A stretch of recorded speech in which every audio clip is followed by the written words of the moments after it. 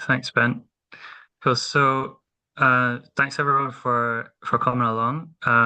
Just to kind of set the scene for this call today, the plan is I'm going to run through like a brief update of what we've been up to since, uh, basically since ETH Denver, and or since shortly after that when we had our last community call. And my objective is to kind of share as much information as is necessary to kind of stimulate a conversation. So I'll try and go through this deck as quickly as possible and share with you some of the progress that we've made within the community and particularly within the governance circle in the DAO since we last met. And then I want to move to kind of open discussion, and happy to like double click on any aspects of this that people want to learn more about. So um, feel free to drop any questions that come up in the deck or to raise your hand, and we'll stop and answer any questions as we go. But also there will be an opportunity at the end of this when I've gone through this deck to like engage in a deeper discussion. So yeah, let's dive in. So, brief agenda, we're planning to go through like the research we've been doing around legal structures and then the entity structure that we've decided upon as a governance circle. Then we'll kind of look in more detail about what we're going to be launching from June, and also how that kind of reflects on for the people that have really contributed to building the DAO to this point, and how we've been tracking contribution points and how that will reflect in distribution of our governance badges. And finally, how we'll actually engage in on-chain decision making as well within VPass. And then finally, yeah, the Q&A. So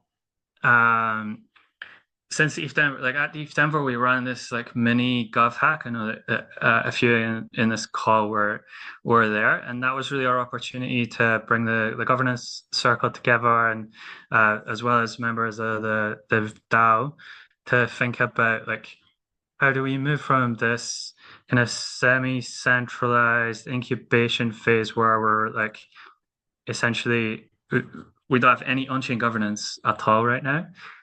We have built this community around a set of shared values, and we've kind of created the community using this like interview process. So every member, every contributor of the DAO has applied and gone through this application process and had a kind of one-to-one kind of. I would describe it as like a light interview. Everyone that's gone through the process has ended up becoming a contributor, but it's enabled us to develop a kind of community of highly aligned people around our core mission, which is to build kind of anti-fragile network states and associated like protocols related to that. So at ETH Denver, we were trying to explore like how do we move from that space of like having this highly aligned community to then making decisions collectively, and also respecting and honoring and rewarding all the work that has been done, all the voluntary work that has been done up until this point by our contributors, and bringing a kind of opportunity for them to gain some make their voice known through on-chain voting in the direction that the DAO takes. So that's what we were up to at ETH Denver, and since then we've just been taking that conversation and kind of socializing it within the wider DAO community, within the international community. Not everyone made it to Denver, so we shared a lot of the learnings that we took from that session with like on Discord and in our last community call and in our circle meetings as well. And what we've ended up with is a governance design and a legal structure that we've got alignment within our governance circle. We've also shared it with Fifth World, who incubated the DAO, and there's like general consensus within this core group that this is a way forward. So I'll talk through like what we've arrived at, and I'm keen to like open up the discussion. Some of this won't be new to many of you guys in this call, but like there is always space to kind of dive deeper into these decisions that or the structures that we've arrived at here. So uh, yeah, let's move on to think about like what legal entity have we decided to go for? Um, we kind of explored a few different options.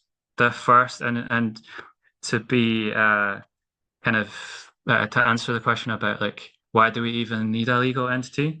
We've been quite clear since the launch of the DAO at ETH Denver 2024 that without a legal entity, we're really we're reliant on Fifth World that has incubated the DAO. That entity was really like responsible for a lot of it was incubating a DAO, and that created a point of centralization. So the first step in the decentralization roadmap was to develop an independent entity. Alongside that, um, there's a kind of liability protection that goes along with having an entity. There have been cases with DAOs in the past that they've just like operated fully on chain with no entity, and they've kind of got into some kind of liability issues and legal issues around that. And that's rare, but it does happen. And if we have an entity that's independent for V DAO, it's offering protection for our members as well as helping us to decentralize. So we explored a few different options. We explored a Cayman's entity. We explored a Swiss entity, 501c3.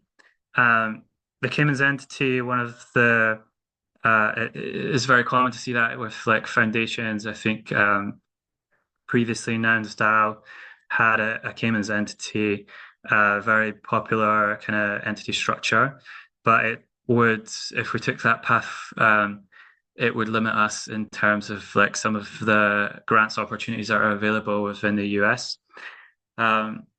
Swiss entity is also quite popular. Obviously, there's a number of kind of crypto protocols that are registered in Zug, particularly in the Ethereum ecosystem, and it's a really robust like legal entity structure. We like explored that, and it was very attractive, but like it creates certain complications for people in North America to be involved in projects. And because our community is mostly based in North America, we decided that to look for a structure that sort of fits within the North American context. So we were thinking about a 501c3, obviously a charitable organization. There's a lot of benefits to that, including like opening up opportunities to get grants, including like across non-crypto spaces. And that's very attractive, but it's like not a crypto entity. So that brings us to the DUNA, and this is the entity that we feel is best suited to what the DAO is seeking to do. It's based out of Wyoming, and it's specifically designed for DAOs, and it enables a kind of on-chain governance structure that can give liability protection to members, but also honor the on-chain decisions that the community makes. And it's the kind of ideal structure for a DAO in our view. We've followed the lead of Nouns DAO here, so they've put a lot of funding and research into the structure and governance in their DAO, and they've decided to move also to a DUNA, and they've open sourced the documentation they use to register the DUNA. What this means is for projects like us is that we have this off-the-shelf kind of structure that we can use without having to invest in expensive lawyer like to set up these other entities. There's like it can be like tens of thousands of dollars to go and set these entities structures up. So that's obviously funds we could be spending on other things like community gatherings and other meaningful activities that further our mission and vision. So with this DUNA structure, we don't have to go down that path. We can just leverage what Nouns have already done. So that's like super attractive. Also, it's the way that the DUNA is structured is like it it foregrounds and prioritizes on-chain decisions, but it also enables us to register as a 501c3 alongside that. So, or 501c3 pending, which would enable us to access grants opportunities from within the US alongside being an on-chain, fully like on-chain organization. So it kind of it gives us the opportunity to have the best of both worlds in a way, prioritizing the on-chain decision making whilst not completely ruling out the opportunity for us to access grants and other stuff in the US, which will help help us to fundraise, access fundraising opportunities. So that's the DUNA. The current plan is to sorry, let me just backtrack a little. The plan is to register the DUNA from June to go live with the DUNA. To launch that, we need to have like an on-chain governance structure so that we can migrate from this situation we're in at the moment, where essentially the DAO is being governed by the role of Fifth World and incubating the DAO, also by the governance circle. We're migrating from that process to an on-chain decision-making process. And what's guided our thinking here is that we don't want to move completely into like a fully decentralized state at this point, where we're just like opening the floodgates and inviting everyone from the crypto community to come and join our community. We want to really honor the highly curated community that we've built until this point, and also the people that have built the DAO, and give them the opportunity to shape the DAO into the future. And also to honor Fifth World, who have really they've funded the DAO, they've funded our events, they're funding the build of basically the infrastructure that we need to set the DAO up to become more decentralized has been funded by Fifth World. So the structure that we have come up with is designed to kind of honor and respect all that work that's gone into the DAO and to this point, whilst also to set the scene for future, ultimately, I'd like to say like full decentralization over the coming years. So let's see what that looks like.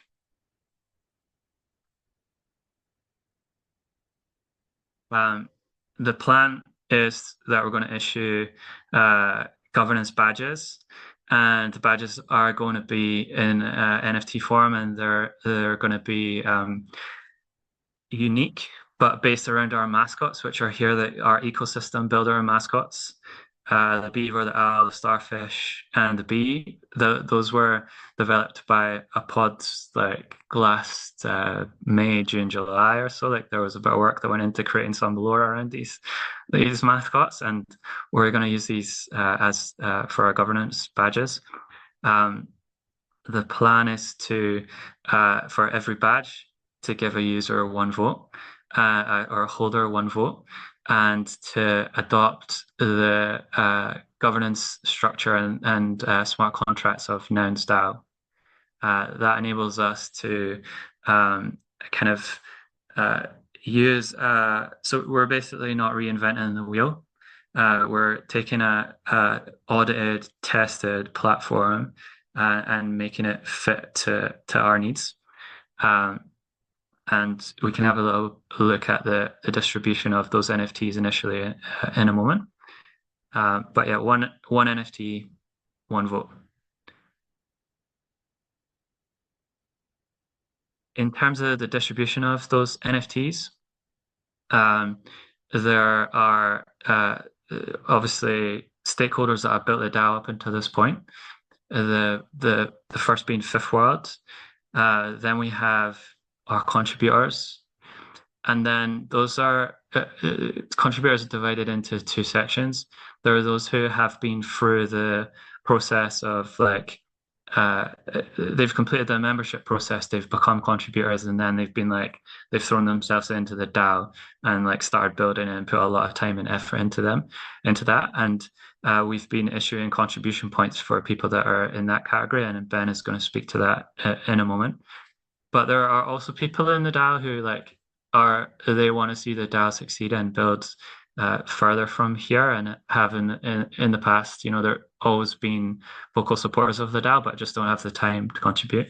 For those people, we're going to offer them the opportunity to buy into the DAO by purchasing governance badges, and we're going to the governance circle is still kind of working through the terms of that, but we will give people the opportunity that are highly aligned members of the contributor community to buy in. And then finally, this is the kind of part of the decentralization roadmap. The governance circle has the opportunity to release these badges for auction in the future, and we're still discussing the terms around that.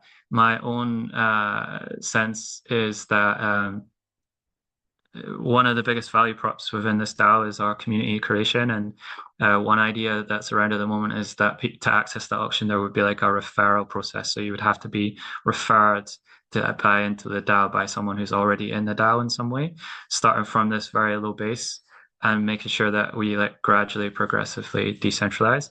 However, the governance circle does still have the opportunity to just let anyone buy in and make it like a fully public auction. The details of that are still being worked through, but that's like one way we see of building out the DAO treasury.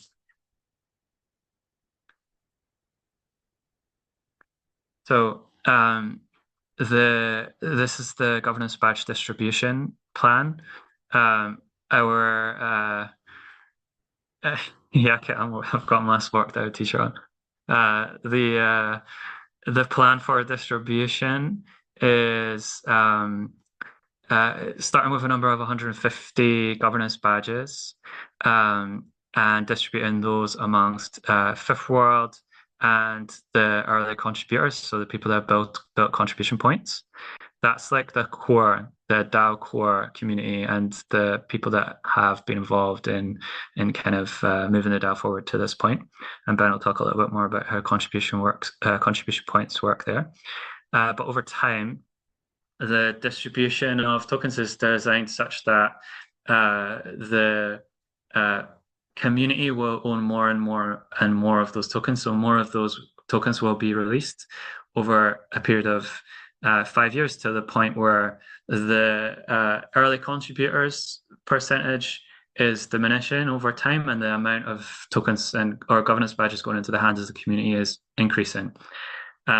What I would say is that this is it's based on the Nans DAO model, and that is directly linked to the DUNA, but the governance circle is also not ruling out the possibility that maybe at some point in the future there may be other decentralization options that are considered into the future. But of this for now is and I would say in relation to this, examples of there are some examples out there of bicameral DAO setups where you have some NFT based governance, which is a small curated group.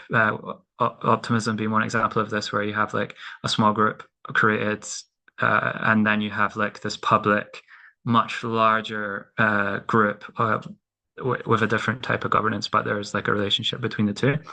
This plan that we're putting out for the DUNA at this stage doesn't rule out the possibility that the DAO may evolve into something that looks like that in the future.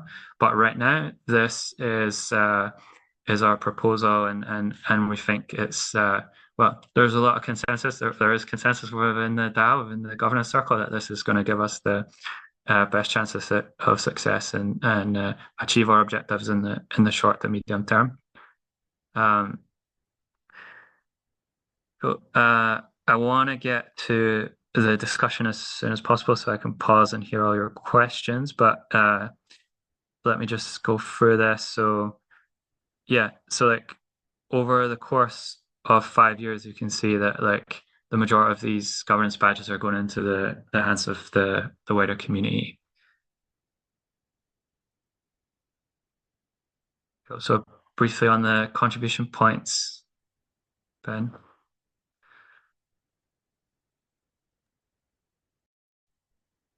All right. Yeah, so just going briefly over the contribution points, we needed a way to give recognition, obviously, and value to those that have been helping build and grow V DAO to what it is today.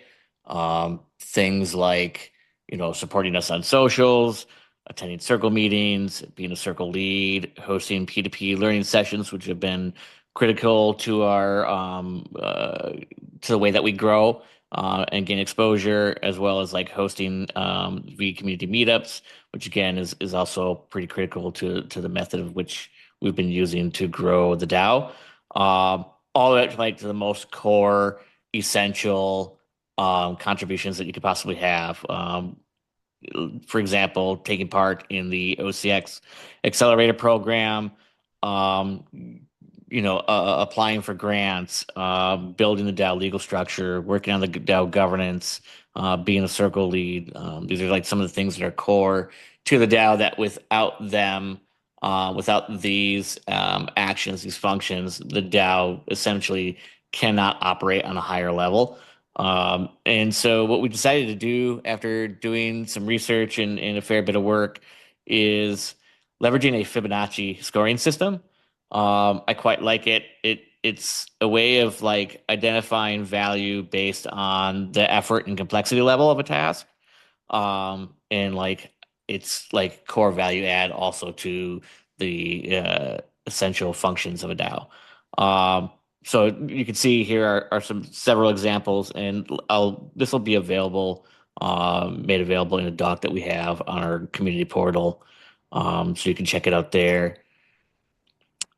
So having gone through the current number of contributors that we have, we initially were going to only have a threshold of 20, but we felt like more people needed recognition for the work that they were doing and the efforts that they were putting in, and found that the contribution points level threshold of 70 was a good fit, and I think was a fair value to assess to those that have been putting in the work at VDAO, all the way from the early days to even those that uh, onboarded at the beginning of this year.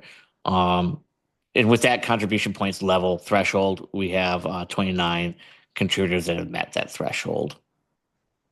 And then, but yeah, if you have any questions, feel free to ask about the contribution points. Happy to talk more a bit about that if anybody has questions to ask about that. Um, but yeah, going into VPass, I don't know, Chris, if you wanted me to take this or if you wanted to take this one. Yeah, I'll just briefly run through the main features of ePass because this is going to be how we're actually engaging in voting. So very briefly, uh, if you could go to the next slide. Yep, sorry. Yeah, so you have inside VPass at the moment, you've got the homepage, then there's the NFTs. Those were like a Genesis run of NFTs that we did kind of for ETH Denver as a bit of fun. And then there's your VPass profile, which is also a decentralized identity registered on EDU chain.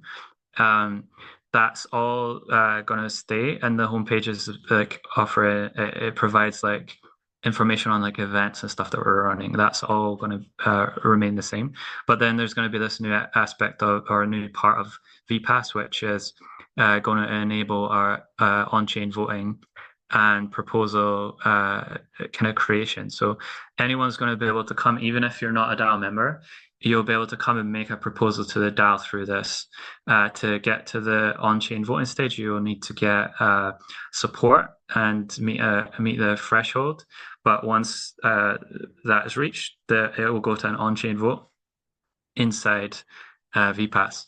And if you're familiar with NasDAO and their UI, UX, and how they operate their governance, it's like it's been battle tested and developed over the last couple of years, and it's super like slick in my view. We're just adopting a lot of what they've learned into this, and but making it fit within our ecosystem and kind of making it as intuitive as possible because some of our community are not crypto natives, right? And um, I noticed that Gardner, I think, is in the chat, right? Yeah, Gardner's here. Maybe we can hear from Gardner later, but like the stack that this is built on top of is the Unicorn ETH stack, like the it's designed to be as intuitive as possible for non-crypto natives and to for it to be safe for them so they're not getting like scammed or having to like we don't have to explain to everyone how to install MetaMask and stuff and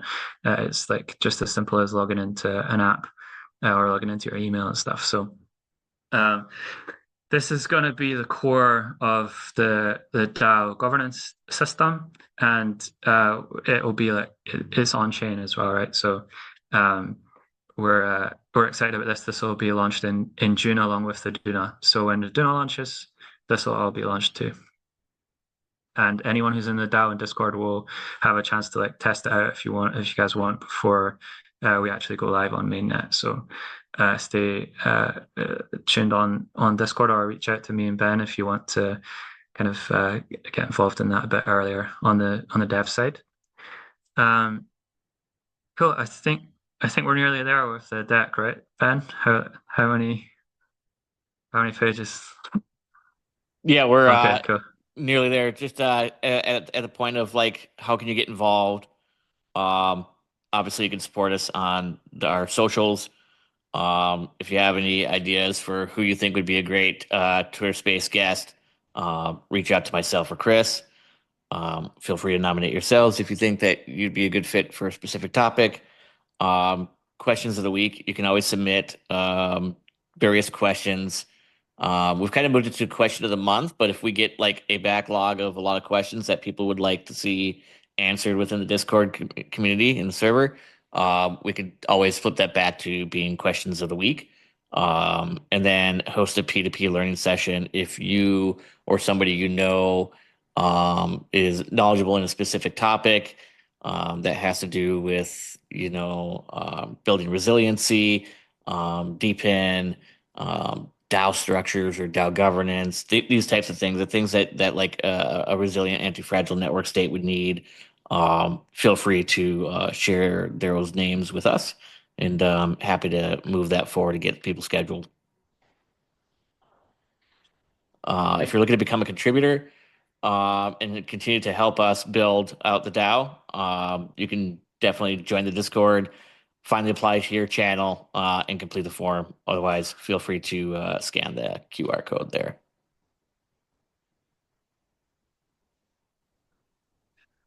Well, thanks a lot, Ben. So this was kind of a long deck, and but I wanted to make sure you guys got all the information that you need. We can now like move into like opening up the discussion. Also, want to point out before we open up the floor that like have the we're going to have more regular community calls as we build up towards this launch. So we're going to be having community calls every fortnight from this point, so bi-weekly. And the next sessions will be much more like we'll engage in much more discussion. We'll have much more time. So anything we don't cover today, we can follow into Discord and follow into the next community call. But yeah, curious if you guys have any thoughts, questions, comments, anything you want to go over in more detail. Yeah. Shannon, go ahead. Hey everybody, I'm Shannon Dobbs. I first of all, amazing presentation. I love the way that you guys are putting together the governance structure for V DAO. This is something I've been following very closely since I ran across everybody about a year ago. I have been coming from the direct action nonprofit side. I founded a 501c3 back in 2016, ran it all the way to 2022, and I was forced to dissolve it because of basically manipulation inside the 501c3 space and governance and kind of the way traditional structures are. So I started moving towards the Ethereum community, looking for a way to create more equitable governance while still falling in the 501c3 structure space to be able to get involved with social impact. And there's a concept that I've been exploring called nested systems, which may help resolve the situation of like, do we ask for public assistance? Because we were talking about this at ETH Denver too, about how do we get tied in with structures while still giving ourselves the ability to basically be independent, to be able to make governance decisions that aren't, kind of tied into those systemic elements. Because I've now formed a church entity which is constitutionally protected and that has 501c3 capability like inherent in it, I'm creating essentially the vehicle that's going to allow me to operate in those spaces. And there's an opportunity where we could essentially create a relationship between the DAO and the nonprofit that keeps those governance operating, and the DAO could actually inform the nonprofit on how to create equitable governance structures, and we could actually create that as some sort of a money-making relationship that's like a guidance type of situation.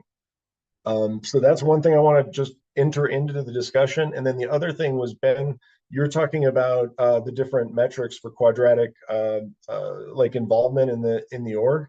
The platform that we're developing over on the nonprofit side through Go High Level is designed to essentially be a meetup for climate action. And that platforming itself could reduce the complexity of those IRL meetings and the workshops and all of those different kind of things that everybody's commonly trying to get out, which could really change the dynamic about how we kind of utilize those resources to be able to outreach. So hopefully we can have more conversations about how we can structure those things together, because it's almost like a marching together in the same order or dancing together towards the same goals type of concept versus the DAO having to take care of all of those different aspects internally. Sorry, that was a lot. Yeah. Thanks for sharing. I appreciate your insights on this topic. One thing that we're still learning about that's like it's not our expertise or skill set at all is the 501c3 like nonprofit world and all like the grant space. Like that's not really known to us. We're much more like familiar with the crypto side and the DAO side and all that stuff. Right. And it may be the case, that we or it certainly will be the case that we'll be looking to people that already are familiar with that space to advise on like how do we go about accessing funding in that area. So it's good that you've got that experience, and I think as we once we get past the point of like registering the DUNA, there's a question about like raising grants and bringing grants into the DAO, like funding into the DAO. That's really important. And although we're focused like on the infrastructure right now and building that out, that question still remains, because that's the success of the DAO is contingent on that to a large degree, like building out this treasury, bringing in grants funding. And I think the traditional grant space in the US is going to be one avenue that we're exploring like very deeply after we register the DUNA. Yeah. And to Josh. that note, we have a really unique opportunity because we're creating the on the ground structures and the capacity to be able to basically approach climate action at a different level. What we're going to need is to essentially align with blockchain in order to be able to track, in order to be able to coordinate a lot of these activities. And so that's where we've got this opportunity to kind of build on what's already being built. So just throwing that out. Thanks, Shannon. Josh? Yeah, can you hear me all right? I don't have my headset on, so hopefully you can hear me here. Cool. Yeah. Piggybacking on Shannon, this is something that Shannon and I talked about in Denver here a little bit, was the fiscal sponsorship opportunity. So that might be one way to look at things as far as how you partner with the established 503, like with Fellowship, for instance, to be able to raise funds on there. So I haven't been able to put a lot of effort into that right now because I'm dealing with a bunch of other stuff, but that's instead of having to create your whole separate nonprofit entity, there definitely are some really interesting things that I'm trying to figure out. And I think Shannon's probably got tons of details on that so far as how to administrate that appropriately. I'm curious about the points, the contributor points, and what your thoughts are or how you've thought about how that aligns with roles, right? Because I think you guys are basically kind of functioning in the role based somewhat in the holacracy type of model with circles. And if there's any thought on points aligning with roles, or is that essentially like the accounting element within there, and I'm just kind of picking your brain on how you're thinking about roles and how that relates to the contributions and points specifically. Yep. In relation to that, like the main role that we've focused on or that has points attached to it is the circle lead role, because there's a lot of different tasks and responsibilities that go along with that. Also, like pod leads. So there was a pod spun up to develop these avatars that we've got, and that had points associated with it. But the core is just like actions, like activity within the DAO. How would I describe it? Like leadership roles within the DAO have points associated with them due to like their responsibility and like the associated responsibilities with that role. But the main points come from what you actually do. So like if you're a circle lead and you're also engaging in like activities that like drive the DAO forward at the highest level, then you're up at the top of that kind of Fibonacci. And likewise, even if you're not a circle lead, but you're engaging, like there was a couple of people that joined that accelerator that we did with OCX, and that was like crucial for the DAO because we got 50K out of that like as a grant. So there's stuff like that. Like if you're actually driving the DAO forward, then your points are higher. And all of this is going to be shared. Like we're very close to there's like documentation that's coming out with like basically laying all this out on paper, and the thinking that we've gone through to reach this point will all be put in our documentation, and that'll be shared and before it goes. So the objective is that documentation goes live with the DUNA in June, but before that we'll be sharing it in Discord and like kind of with a critical eye, like looking at it together as a community, thinking like, how can we improve this? What's the good bits, bad bits, and so on. Cool. Xavier. Yeah, thanks. Yeah, I have a couple of questions. Maybe first, quick technical questions. Like with the DUNA, like, do you have to do KYC on the people who are gonna have the tokens for the governance? And related to that, once you have the NFT that gives you kind of governance rights, one NFT, one vote, like, can you transfer that NFT? Because then the question of KYC Good question. is Yeah. is also important, right? Yeah,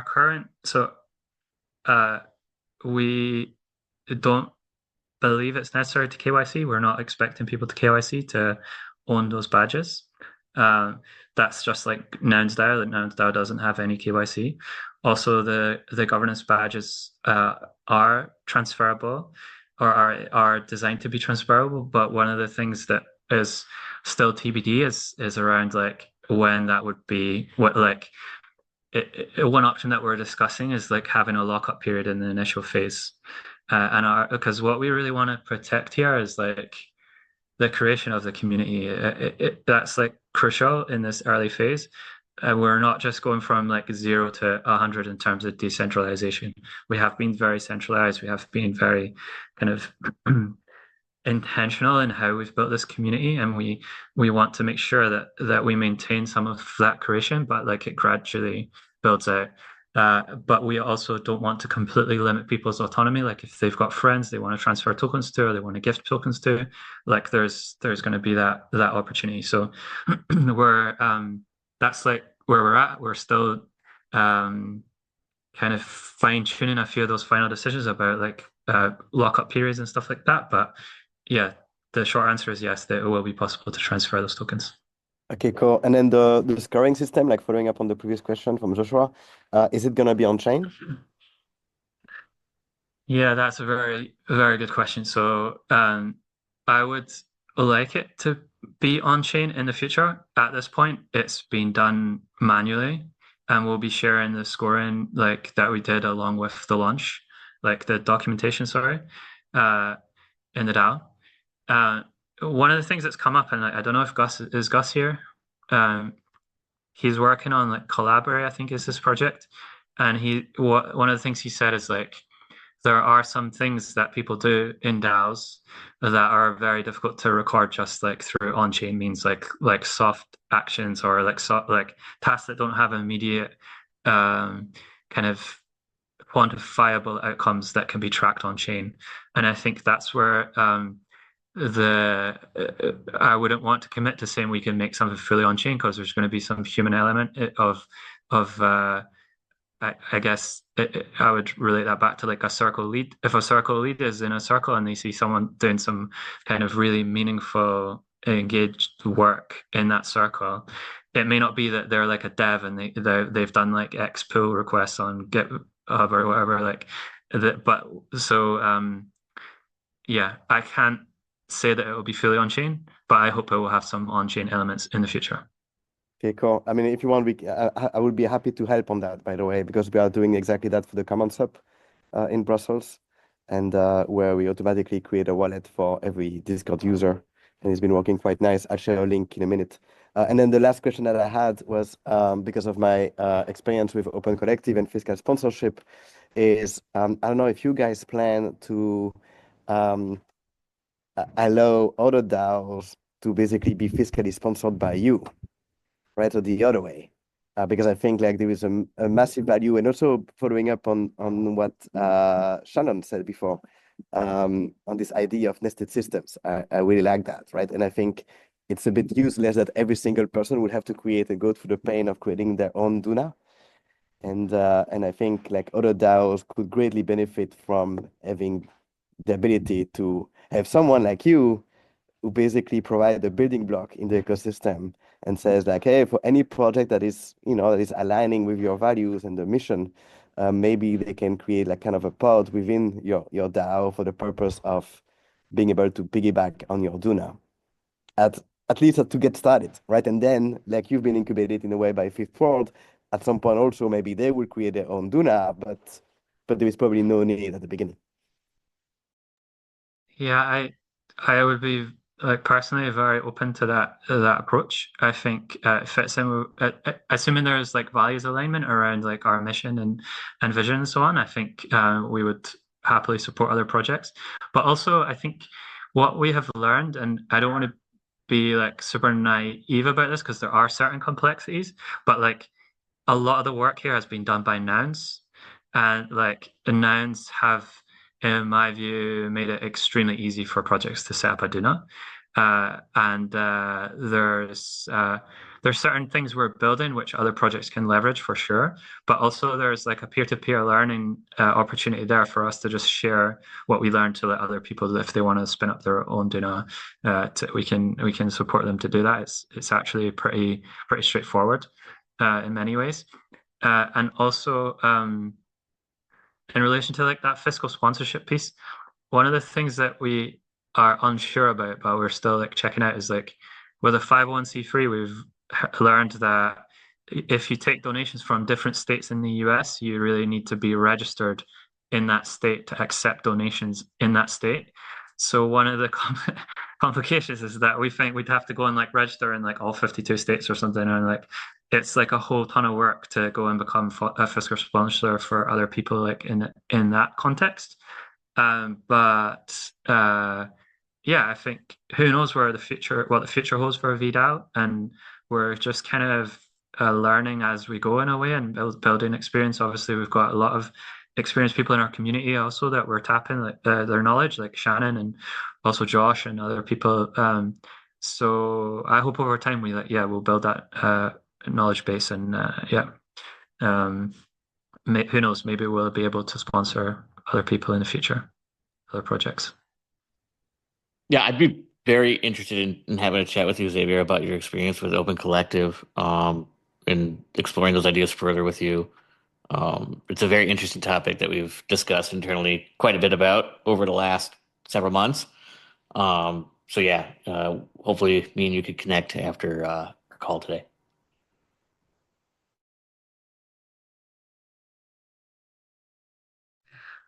Cool. Thanks, Lemon. Any other questions, thoughts, or comments on the where we're at? Hey, Gardner, welcome. Hey, I'm driving right now, but I think you guys can probably hear me. Yeah. Yeah, you're good. We can hear you. Can you hear me?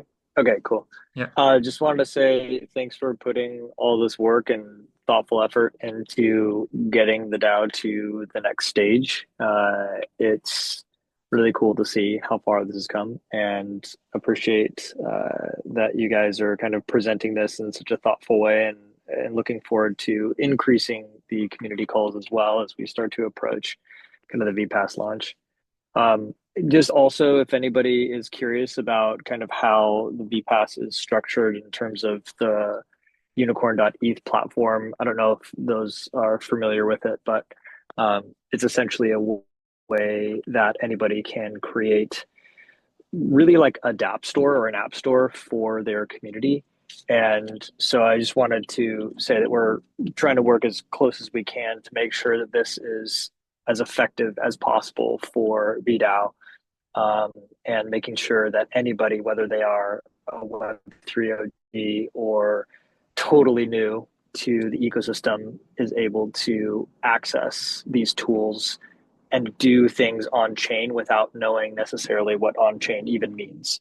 So everybody has an email address. They can sign up with an email address. They get an account abstracted wallet with it. Think of it kind of like a airlines program, right? Where like there's a wallet that comes along with it. But of course, any of those programs are not on chain. So it gives everybody the ability to have this wallet that also um, is relatively fish proof. There's no real evidence that we have that this is possible to be compromised at this point, because all of the applications that the user interacts with is approved by the organization that's setting it up. So in this case, VDAO gets to determine what platform people are interacting with their wallet. Now, if you have your own wallet, you can bring, of course, your own EOA, and you can connect it as well. But just wanted to give everybody kind of a quick understanding of the fact that we're trying to make this as accessible and inclusive for any member of the existing Web3 community, but also anyone that has no idea what blockchain infrastructure is or even means. Yeah, thanks a lot, man. It's I think one of the benefits to where we're at right now in terms of launching this DAO is like the infrastructure has improved so much. So like the Unicorn ETH build is, yeah, that's something that would have been really tricky like 3, 4, or 5 years ago, right? But now we're at this point where we've got this infrastructure and we can make a super seamless experience for people that have never used crypto in their lives. So yeah, I'm super excited about this. And I think I mentioned in the DAO recently, like although like DAO sentiment in general is there are people out there who are like negative about DAOs right now, that they've run their course, like DAOs are finished and all this stuff.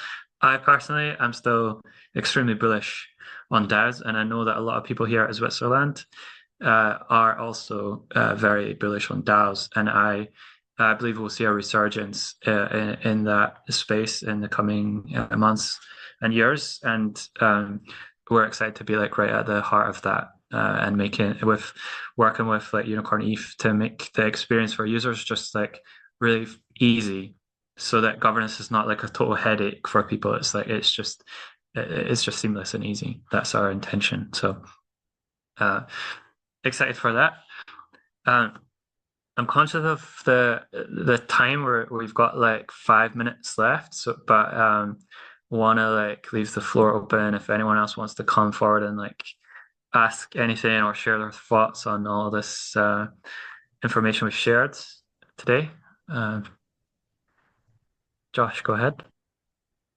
Tiny short one is, DAO is just an organization. So I think what is important and that I really appreciate with you guys is focusing on the fundamentals and what that's about. And then the tech layer supports it.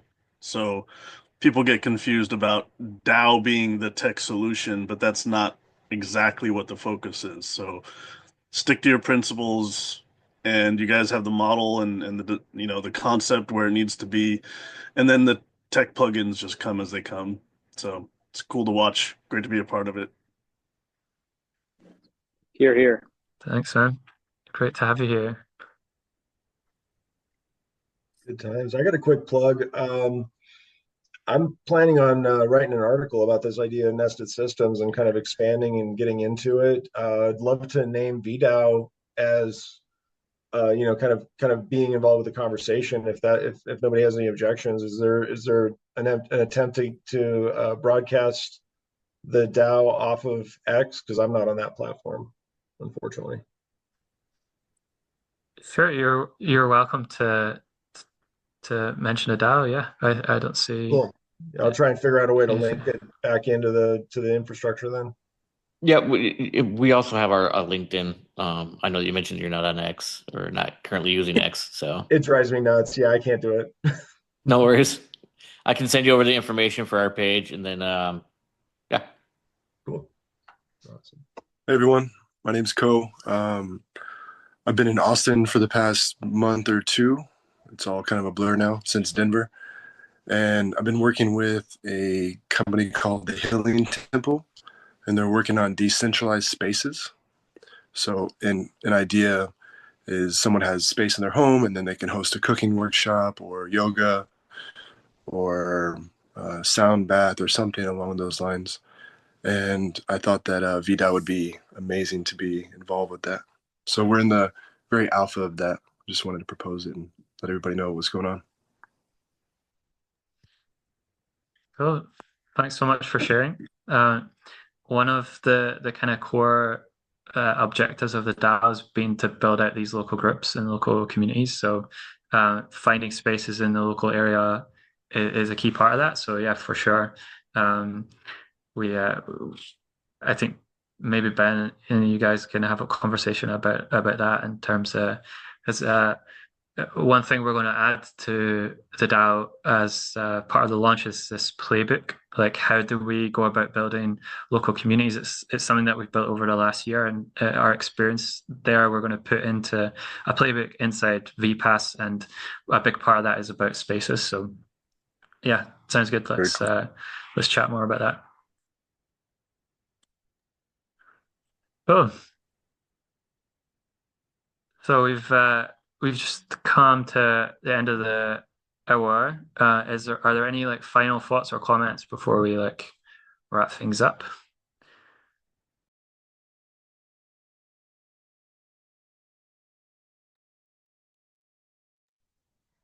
Cool.